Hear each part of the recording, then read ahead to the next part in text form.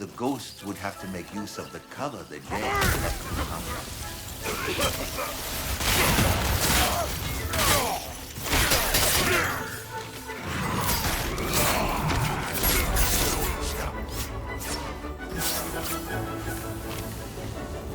Enemy reinforcements charged the ghosts.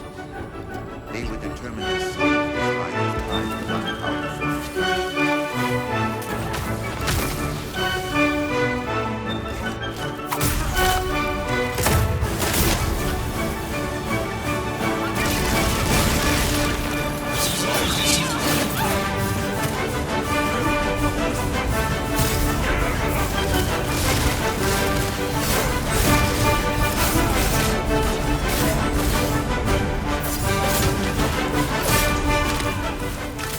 Like a real ninja, one that has no use for katanas and spears.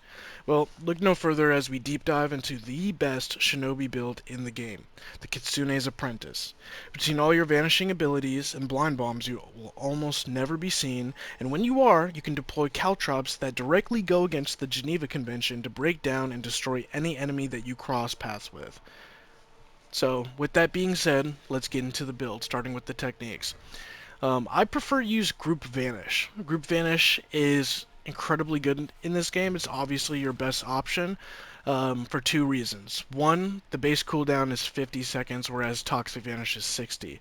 Two, you see with Toxic Vanish in this clip, it doesn't matter if you're staggering them, you can still insta-kill them anyway. Plus, Group Vanish gives you the ability to help your teammates either reposition or get some free damage on the target. So that's why I opt in with Group Vanish. Perk 1, we're going to go with Assassination Damage. We can combine that with our Weak Point passive ability. We're looking at 50% as a base. Combine that with our gear, now we're looking at over 80% Assassination Damage. Assassination Damage that helps us proc Shinobi Decoy, which these decoys are great. I mean, enemy aggro, they hit for stagger damage. Sometimes they do damage to enemies that gives you just enough range for landing even more assassinations. So we're constantly going to be creating decoys. I mean, I've played games and I've gotten 5 decoys at the same time. So it's an absolutely great perk for this build. Next, we're going to move on to perk 3, Shadow Strike Vanish. The reason I'm taking Shadow Strike Vanish and not Shadow Strike Upgrade is because there's actually a tech in the game that allows you to jump in between every single one of your Shadow Strikes to get additional free Shadow Strikes if you get the timing right. In addition to that, you get to go invisible. So that allows you to get another assassination, which allows you to get more Shinobi decoys, or simply reposition around to a better location. Alright, that's all for the techniques. Let's move on to the gear. So you'll see that for the gear we have Spirit Gain on melee on 2 of our melee weapons, and you'll see on our charm we have Spirit Gain as well. The amount of Spirit Gain you will be receiving for this build is monumental and huge, simply because we want to maximize the usage of our Vanishing Kasari Gamma, which for those who don't know, killing an enemy with Claw and Talon, aka your spirit move, allows you to vanish. That's right, it allows you to vanish. Allowing you, if you say, I don't know, spec into tons of spirit move damage, secure those kills, and constantly be vanishing, moving around the map over and over again. So, it doesn't matter what perk you get in your katana, it doesn't matter what perk you get as far as expert combo and quickening tides for your Yari. You're never going to be using those with this build. We're purely using the Kasari Gamma. That's why we spec into Kasari Gamma damage, 12%, and on our charm, or not our charm, our Metsubushi, we have all melee damage. So now we're looking at 17% extra damage. There will be times where an enemy is staggered with this build, and you want to damage them a little bit down before using your spirit move, so you could secure that kill, so you can vanish. And that's when the Kasari Gamma damage and all melee damage is going to help us secure to get to that threshold that we can break with Assassination. You'll see we have Assassination damage up 23% on our Vanishing Kasari Gamma, in addition to our Blind Bomb, allowing over 80% with our technique and passive ability Assassination damage.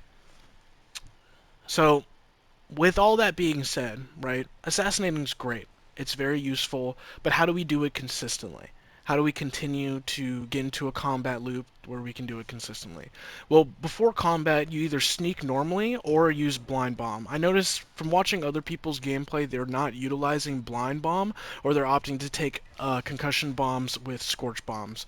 Now, that's good and all, but as you can see, the possible outcomes, we get assassination damage on here, whereas Scorch Bombs, we do not get assassination damage. But also, if you properly use Blind Bombs, you'll be getting free assassinations all the time, and that gives us even more Shinobi decoys. The blind bombs want to be utilized if the enemy hasn't seen you at all, or if they have a yellow circle over their health bar. That means they think that an enemy is around, or they're looking and actively scanning for an enemy, but they're not alert to your location. That's when you want to throw a blind bomb down. So I'll give you an example. You run up semi-close to an enemy, but they are alerted. They don't see you. You throw a blind bomb down, then you go into sneak. Once the blind bomb hits, you'll be able to run up and get free critical strike or assassination. So it's very huge for stacking the Shinobi decoys over and over again. What you don't want to do is throw a blind bomb down on the enemies that you're already fighting that know you're there.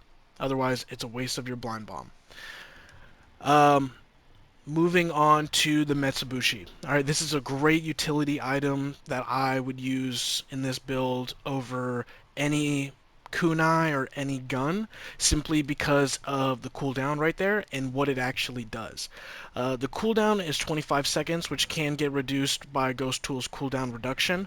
When you throw it, after you say get a critical strike on an enemy, you can throw it, their guard is down, and then you can quickly get a dash strike with your Kasarigama, finish them off, or just do free damage onto them. But additionally to that, thanks to Pestilence, which we have as a perk on this, it applies Weaken to them. So I noticed with a little bit of my testing, I was going to change Spirit Move damage to Assassination damage on my Charm, just so I can get past certain thresholds. To instead of getting critical strikes, get assassinations, but I noticed that there's a soft cap on assassination damage, so I opted to not do that. But Pestilence allows us to get past that threshold. So instead of we're doing critical strike on an enemy, we can quickly throw this coming out of Vanish, and then do an assassination, because it applies Weaken to them. And you're going to be getting this all the time. Probably more times than you know what to do with, because you get it about every 20 seconds or so. There are situations that you're going to be seen in the game, and that's where Affliction Caltrops come on. We have deep bags with this because of the cooldown is 60 seconds, and we have no way of reducing that cooldown. You'll notice with other Caltrops it's only 45, so deep bags is a must with this build. There will be times when enemies are trying to engage you, you do not have your group vanish, maybe you're low on spirit, but this is useful for making them vulnerable to damage, weakening them and their damage that they could do to you, and giving you bleed. On top of poison. Poison that builds up their stagger bar and allows you to use expert combo with the Kasarigama to get free spirit gain on melee. So you're going to be getting free free staggers, free spirit gain for anybody who walks in your Affliction Caltrops.